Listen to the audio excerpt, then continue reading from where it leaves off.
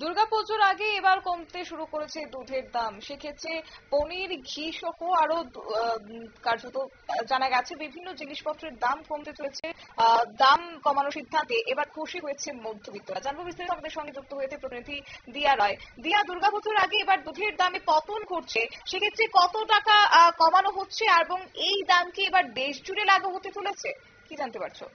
হ্যাঁ, একেবারে শতাব্দী। এবারে কিন্তু তোমার দুধের দাম কমাতে আর মধ্যবিত্তের মধ্যে একটা আলাদাই স্বস্তি। যেমনটা লিটার প্রতি 2 টাকার দাম কমানোর কথা ঘোষণা করেছে। আর আগামী 22শে সেপ্টেম্বর থেকে এই নয়া দাম কার্যকর হতে চলেছে বলে এমনটাই কিন্তু জানা গিয়েছে। আর দুধের পাশাপাশি দাম কমছে, সেই সাথে পনির, মাখন, ঘি এবং আইসক্রিমেরও।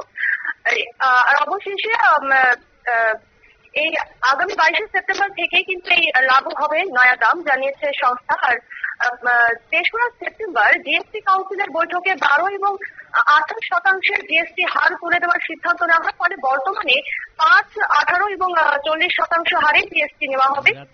আর নিত্য প্রয়োজনীয় অধিকাংশ জিনিসই এখন 5% জিএসটির আওতায় চলে এসেছে। আর সেই অনুযায়ী কিন্তু দুধের দাম কমলো বলে এমনটাই কিন্তু জানিয়েছে সংস্থা।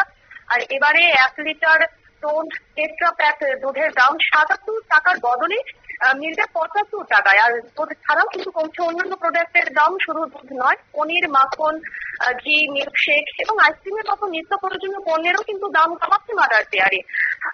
সেই সাথে বর্তমানে 500 গ্রামের মাখনের প্যাকেটের দাম বর্তমানে কিন্তু 305 টাকা, যা কমে দাঁড়াবে 285 টাকায়।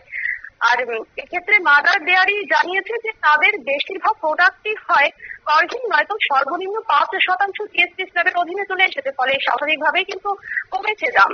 এক্ষেত্রে কিন্তু অবশেষে এক উৎসবের মৌসুমে মধ্যবিত্তের স্বস্তি বলেই কিন্তু জানাচ্ছে।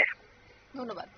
অর্থাৎ মূল্য বৃদ্ধির বাজারে অবশেষে খরচ কমার একটা সুখবর। জিএসটি পরিকাঠামো সংস্কারের পর দুধের দাম লিটার প্রতি 2 টাকা কমানোর ঘোষণা করা হয়েছে, যা কিনা আগামী 22শে সেপ্টেম্বর থেকে তা লাগু হবে। তবে বলে রাখি যে 3রা সেপ্টেম্বর জিএসটি কাউন্সিলের বৈঠকে 12 এবং 28% জিএসটির হার তুলে দেওয়ার সিদ্ধান্ত নেওয়া হয়, যার ফলে বর্তমানে এবার দাম কমতে শুরু করেছে। সেখানে 5, 18, 40% হারে জিএসটি নেওয়া হবে এবং পাশাপাশি দুধের দামের ক্ষেত্রে যে কর দেওয়া হচ্ছে তাতে করে শুধুমাত্র দুধই নয়, পনির, মাখন এবং এছাড়াও ঘি, মিল্কশেকের ক্ষেত্রেও কিন্তু দাম কমতে চলেছে। নিয়ে নিচ্ছে ছোট্ট একটি বিজ্ঞাপন বিরতির সঙ্গে থাকুন।